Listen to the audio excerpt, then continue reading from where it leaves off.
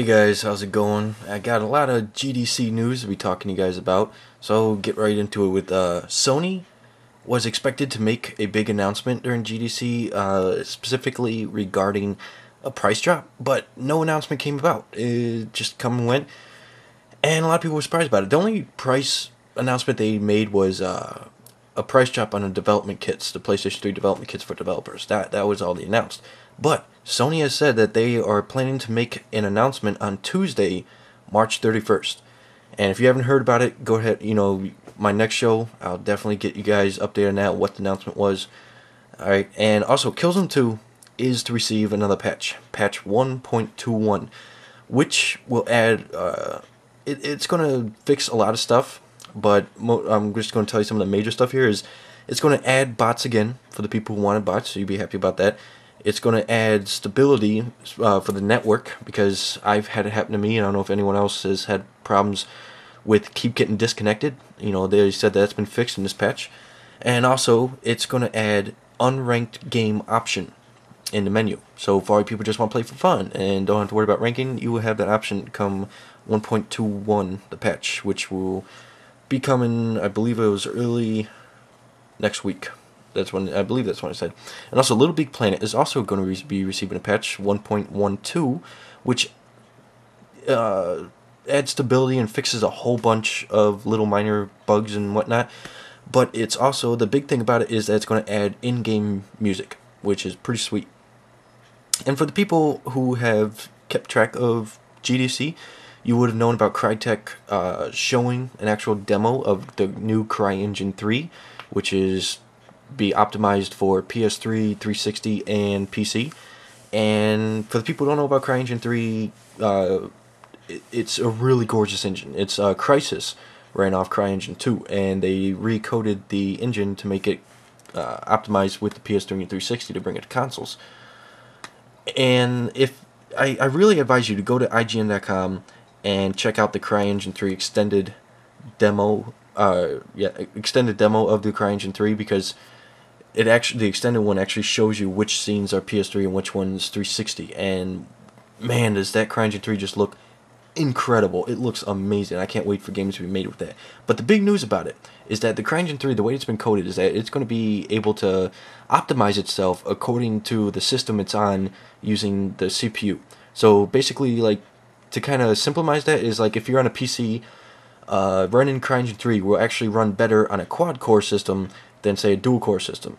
And they did state that because the PlayStation 3 has a cell broadband engine with all those SPUs in there, they said the CryEngine 3 will actually run slightly better on the PlayStation 3 than the 360, which is pretty sweet. That's something to look forward to then in these games that will be using it. And also, Sony during GDC has announced a new Ratchet & Clank game. For you Ratchet & Clank fans out there, you'll be pretty excited about it. It's going to be called Ratchet & Clank: A Crack in Time. Really nothing is known about it, other than what's pretty obvious with the title is that most likely be traveling through time. But they did state it will be releasing this fall, so we can keep an eye out for that. And for you PlayStation Home guys out there who spend a lot of time PlayStation Home, having fun with the new spaces that open up, you'll be happy to know you'll be spending a lot more time on PlayStation Home, because Sony has announced that PlayStation Home will receive 3 new spaces every month. That's pretty sweet. So you keep be having some fun with new stuff coming every month for PlayStation Home. 3 new spaces they're expecting roughly. So by roughly it would probably mean like you might get a month with only 2 or 1. Who knows? But we still got a lot of companies that were signed up for PlayStation Home have yet to come out with spaces. So it's very possible that we're going to see 3 of them every month. And God of War 3, for the people who like the technical side of stuff, God of War 3 at GDC they announced that it will run at 60 frames per second most of the time. Not all of the time, because during the more heavy moments of the game where you got a ton of people on the screen, all this stuff happening at once, they said it will drop down to 30 frames per second. So you can expect most of the game to be pretty smooth though. Yeah, that's pretty sweet. And also, Call of Duty Modern Warfare 2 has gotten a definite release date. It's coming out, mark your calendars, November 10th, 2009. Something to look forward to. And PS3 firmware 2.70 will be released in April.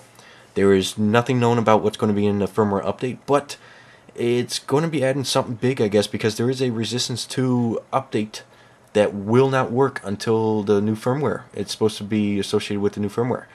So, we can look forward to that.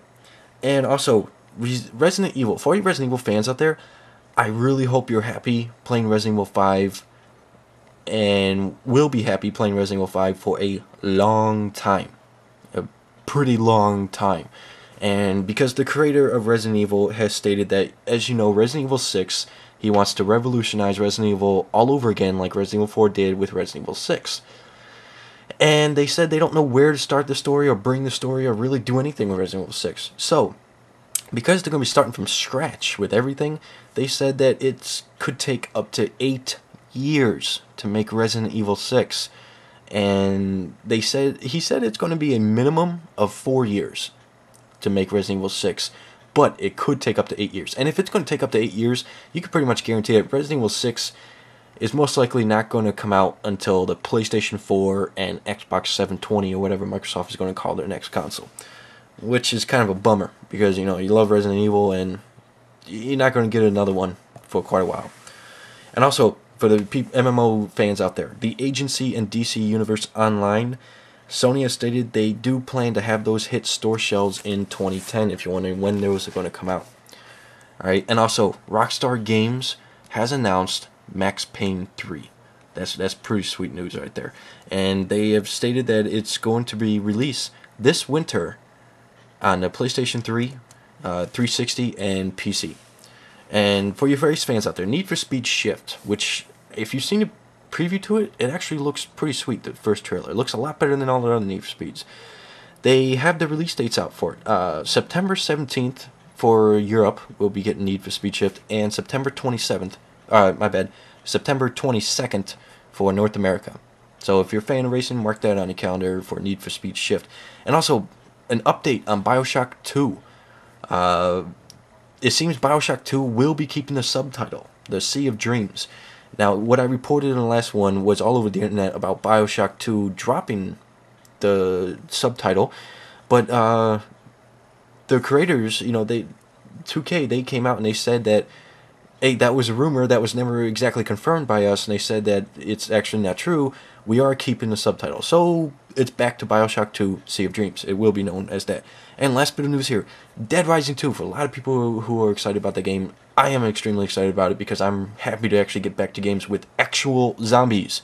If you're listening, you Resident Evil creators, make actual zombies. It seems at GDC, they have confirmed a multiplayer for Dead Rising 2. They've just confirmed it by saying there will be one, no details or anything on it. And they said that it's... The big news about it, though, is that in the multiplayer itself, they said it's to have 6,000 characters on the screen at once. Damn! I mean, that 6,000 characters on the screen at once, that is a hell of a lot. It might not sound like too much, but if you ever see 6,000 people on the screen at once, that's a hell of a lot. So you can expect the multiplayer to be pretty sweet, with a shitload of zombies to be killing and having a ton of fun. Alright, that's what's been going on this week.